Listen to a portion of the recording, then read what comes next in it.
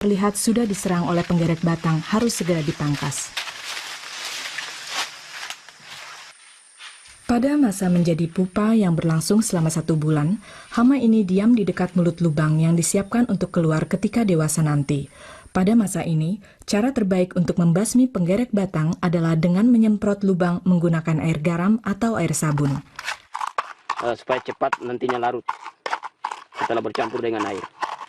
Setelah kita anggap halus, maka ini akan dimasukkan ke dalam sprayer. Kemudian ini ditambah dengan air. Ya, selanjutnya kita gocok-gocok sampai betul-betul larut. Sekarang kita deteksi lubang yang ditempati daripada penggerek batang. Ya, jadi inilah lubang gerekan daripada penggerek batang. Ya, setelah ada lubang kita temukan, maka kita semprotkan garam yang telah dilarutkan tadi. Ini tunggu sekitar 5-10 menit akan keluar.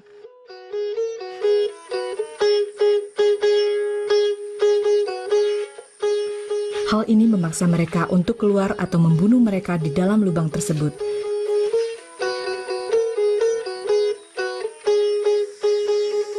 Semut merah dan semut hitam juga merupakan musuh alami mereka.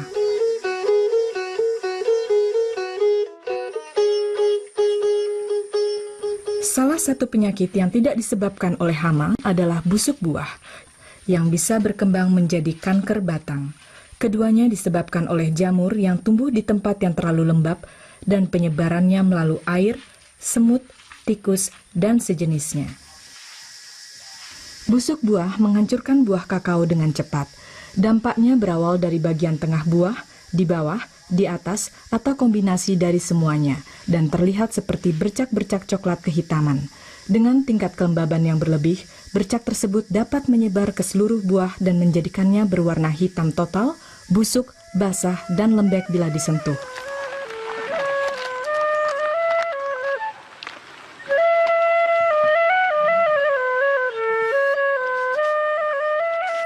Infeksi tersebut juga menyerang tunas muda yang mengakibatkan buah-buah yang keluar dari tunas tersebut selama 2 musim panen berikutnya otomatis akan terinfeksi juga. Bila hal itu terjadi, maka tunas yang telah terinfeksi harus dibuang secepatnya.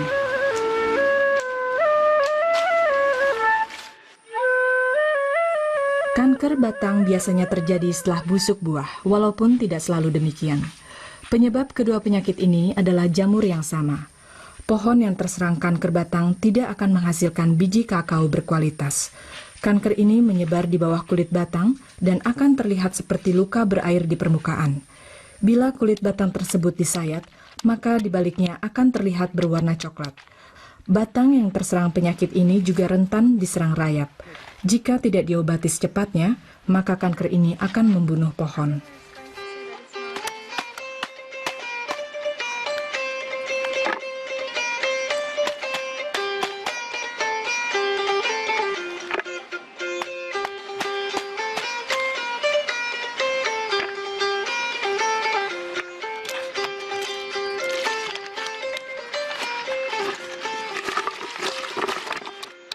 Metode yang dapat dipakai untuk mengobati kanker batang adalah dengan membuka bagian kulit batang yang terkena kanker sampai menemukan bagian dalam batang yang masih sehat.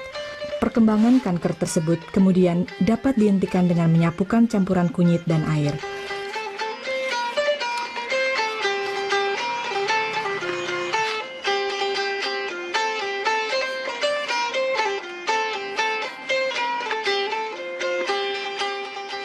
Bersihkan semua peralatan yang dipakai dengan sabun untuk menjaga agar penyakit tersebut tidak menyebar ke pohon lain.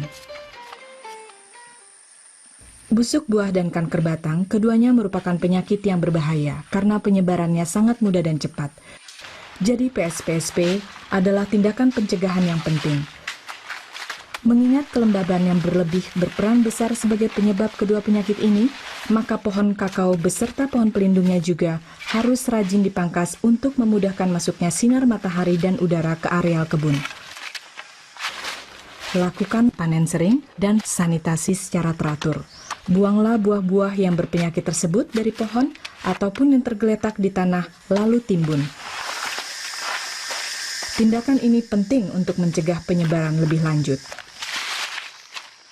Untuk mencegah penyakit yang disebabkan oleh jamur ini di masa mendatang, lakukan pemupukan secara teratur untuk membuat pohon jadi sehat, kuat, dan kebal terhadap penyakit. Cara lain adalah dengan menyambung samping klon yang kebal terhadap penyakit.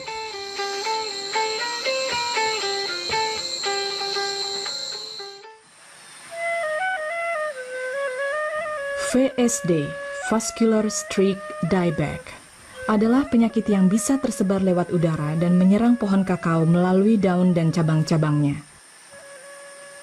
Seperti halnya di banyak wilayah di Indonesia, VSD adalah spora mikro yang berinkubasi di pohon kakao selama berbulan-bulan sebelum gejalanya dapat terlihat.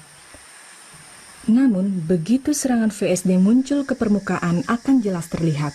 Daun-daun berubah menjadi kuning kecoklatan dengan bercak-bercak warna hijau dan pucuk-pucuk cabang tidak berdaun dan mati. VSD menyebar ke pohon-pohon kakao dengan sangat cepat, dan spora yang biasanya keluar pada malam hari akan menyebar, menyerang pohon kakao dan pohon-pohon yang di sebelahnya, dan seterusnya.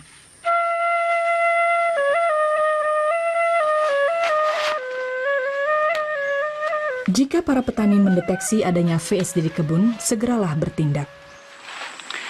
Ya, pada tanaman ini adalah kelihatannya terserang daripada VSD. Coba kita lihat ini. Ya, kelihatannya dia ompong daun ini. Ya, kemudian kita tes kedua. Ini kita buka. Ya, ternyata dia ada warna coklat ini. Selanjutnya, potonglah ranting-ranting di pohon yang terinfeksi untuk melihat sejauh mana penyebaran VSD.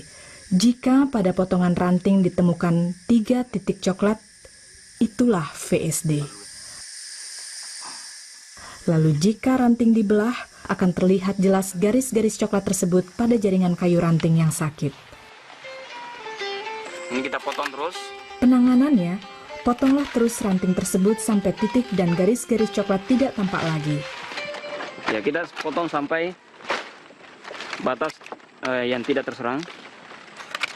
Ya, ini masih. Ya, kelihatannya ini sudah tidak terserang lagi VSD. Lalu potonglah kira-kira 30 cm ke dalam. Kita coba potong sini.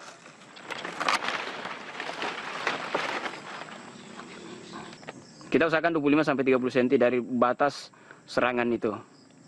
Semua cabang dan daun-daun di mana VSD terlihat jelas harus dipangkas dan dibakar, jauh dari pohon kakao manapun. Jangan lupa membersihkan parang atau pisau yang dipakai untuk memangkas VSD agar tidak mencemari pohon lain. Ya, yang paling penting diperhatikan setelah dilakukan pemotongan, maka dilakukan pemupukan terhadap tanaman ini agar terpancing keluar tunas-tunas baru dan tanaman bisa menjadi sehat dan kuat terhadap serangan hama dan penyakit. Cabang yang terkena VSD itu berbahaya dan tidak boleh digunakan untuk bahan sambung samping karena bisa menyerang pohon yang sehat. Batang pokok pohon yang terkena VSD juga tidak boleh digunakan untuk disambung samping karena alasan yang sama. Namun bila semua tanda-tanda VSD yang ada sudah dipangkas, pohon kakao itu sebaiknya disambung samping dengan klon yang kebal terhadap VSD. Bila pemangkasan bisa dilakukan untuk menangani pohon yang terinfeksi dalam jangka pendek, cara terbaik untuk mengatasi VSD adalah dengan melakukan sambung samping dengan klon yang kebal terhadap VSD. Bila tidak juga berhasil, langkah terakhir adalah dengan menggantikan pohon sepenuhnya. VSD berkembang dalam kelembaban, maka kebun harus dijaga agar cukup kering, terbuka, dan sekali lagi, PSPSP adalah tindakan yang penting.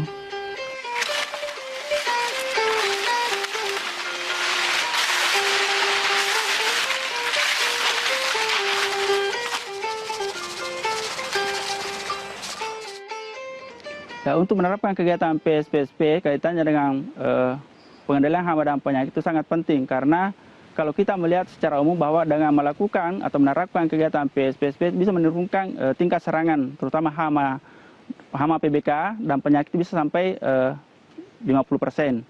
Ya.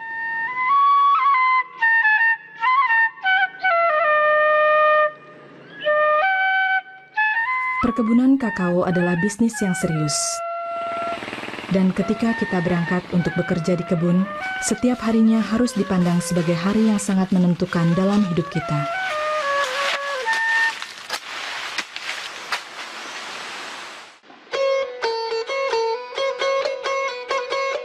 Di satu sisi, semua orang di seluruh dunia menginginkan kakao. Di sisi lain, sangat penting bagi kita untuk dapat terus menjaga keberlangsungan mata pencarian ini. Maka bila kita menerapkan metode PSPSP dan teknik-teknik lain seperti sambung samping,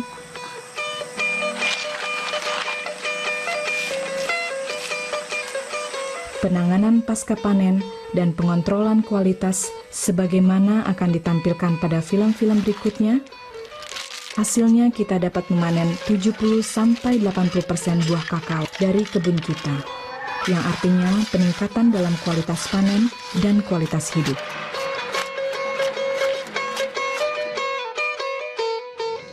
Coklat ini terutama kita manfaatkan karena Bapak tidak ada pekerjaan lain selain kebun. Dulu biaya yang